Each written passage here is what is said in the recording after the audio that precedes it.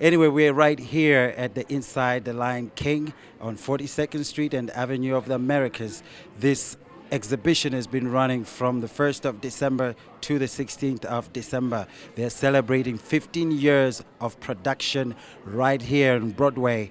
And right now, this film has grossed, 3 times over all the Star Wars film, all the Titanics, and all those big box office shows. This film has brought together musicians and actors from all across the world, mainly South Africa, where obviously the music comes from.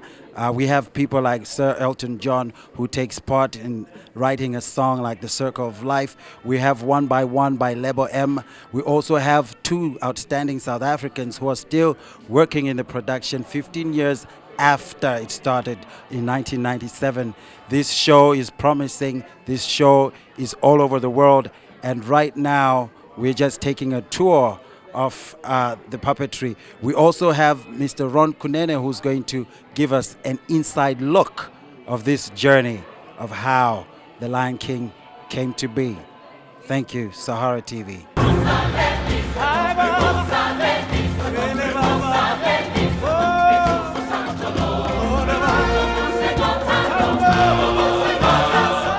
Hi, Mr. Kunene. Welcome to Sahara TV. Yes, it's nice to be here. It's a pleasure to also, to be part of this interview with Sahara TV.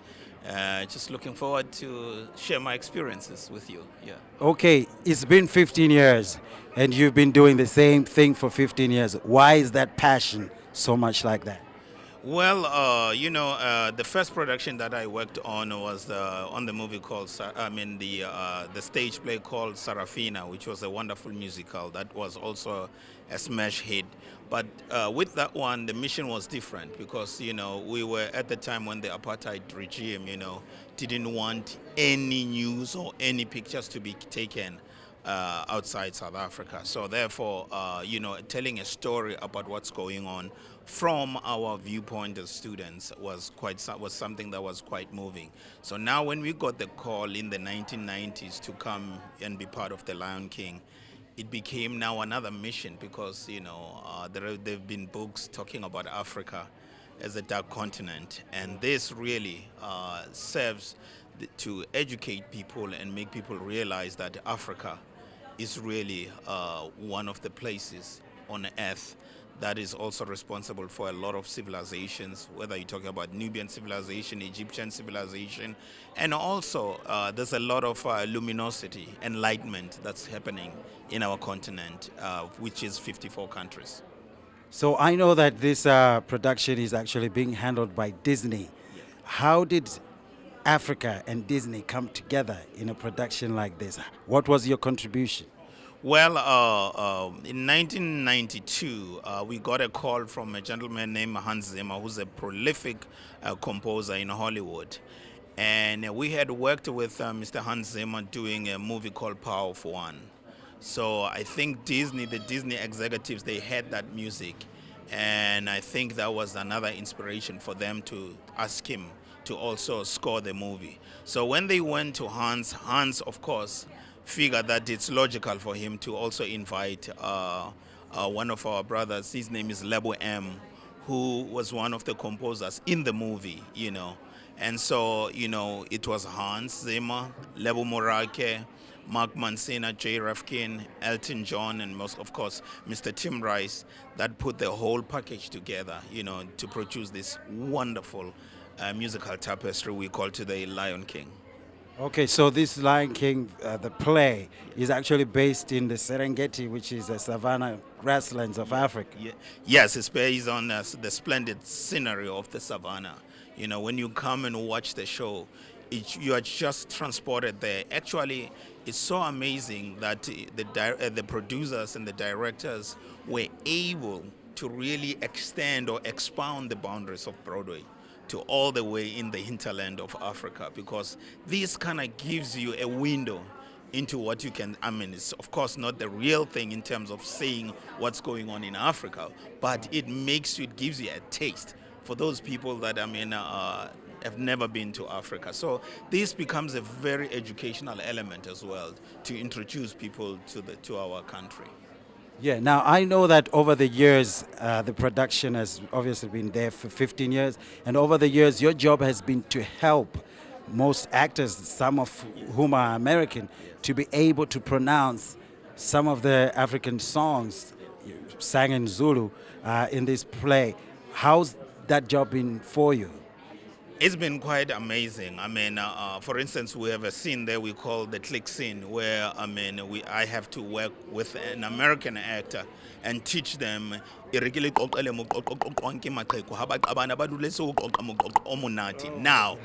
when they first hear me do that, they become like, of course, like, oh my God, what's going on?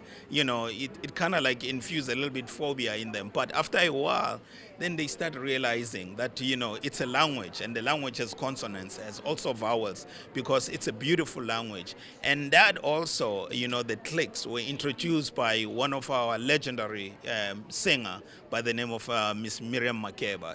So Right. Julie got the taste of that because, as you all know, she was a famous singer here in the 60s.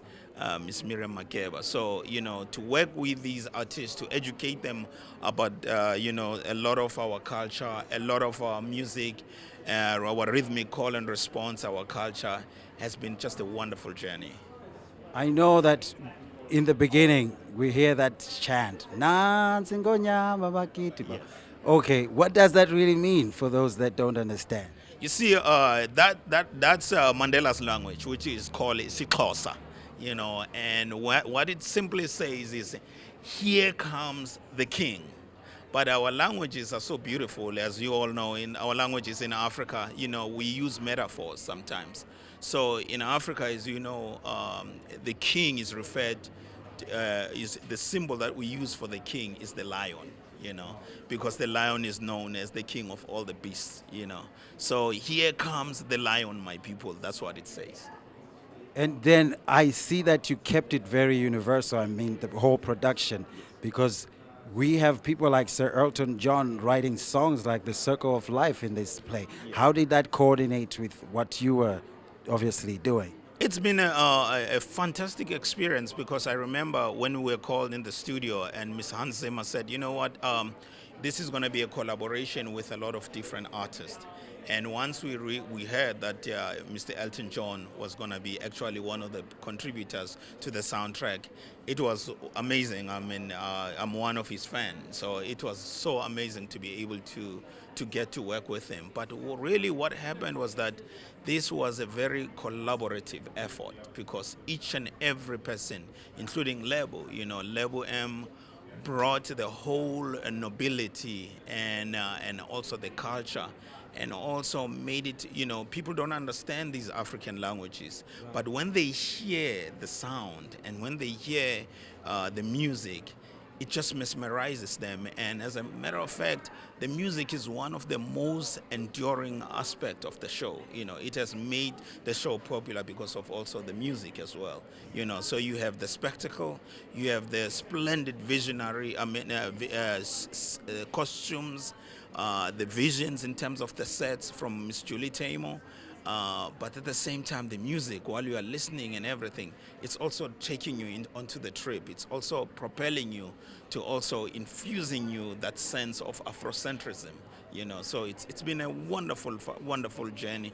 And of course, I mean, when we opened, Mr. Elton John was there. A lot of creative people were there, and it was a wonderful celebration. That people from different parts of the world can all come together and collaborate to produce this wonderful musical tapestry. It's amazing.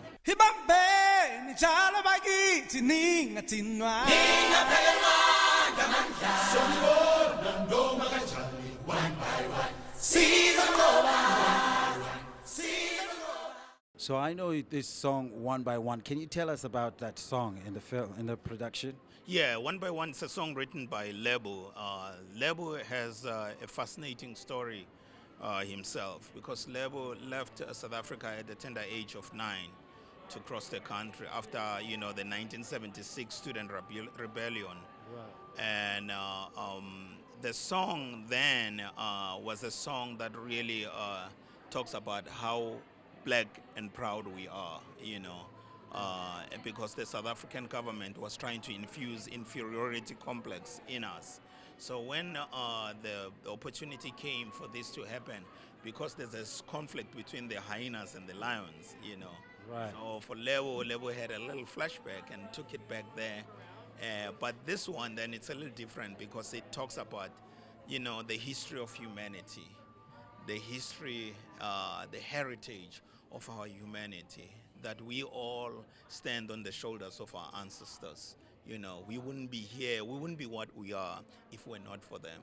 So in a sense, it gives homage to our ancestral spirits, and it also, infuses us with that courage that we need to plan and fix whatever that needs to be fixed for the generation that are coming behind us.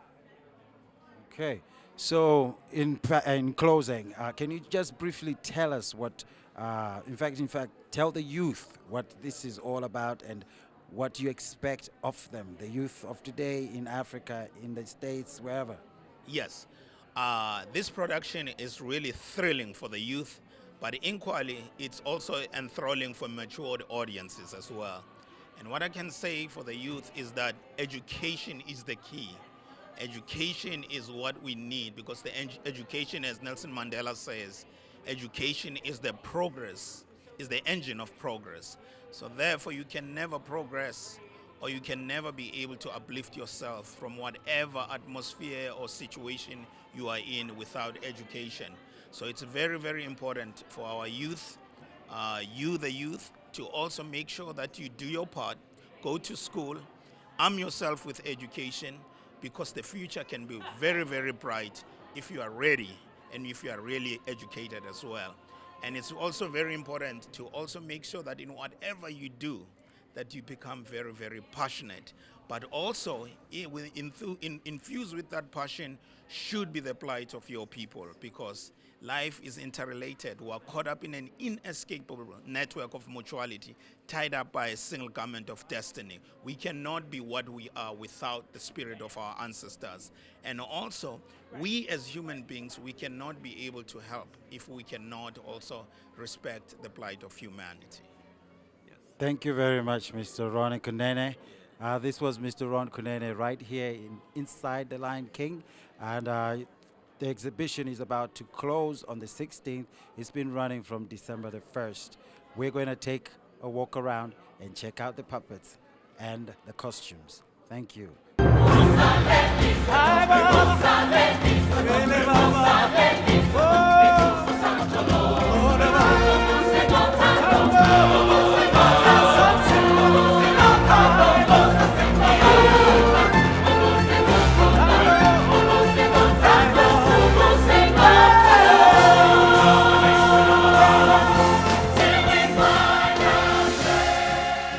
Hi, Kiera. Hi, how are you?